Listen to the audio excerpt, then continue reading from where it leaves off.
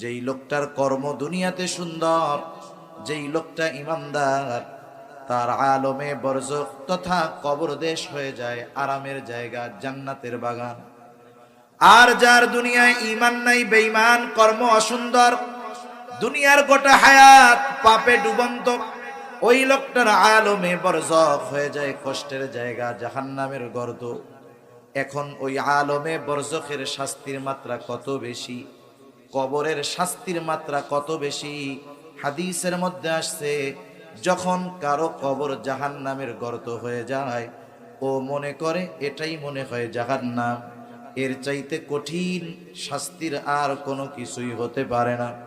তখন ফেরেশতারা তাকে জানায় দেয়, তুমি যা ভাবতেছো তা নয়, জাহান্নামের শাস্তির তুলনায় এটা কোনো কিছুই না, বরং এর চাইতে কঠিন শাস্তি তোমার জন্য কিয়ামতের পরে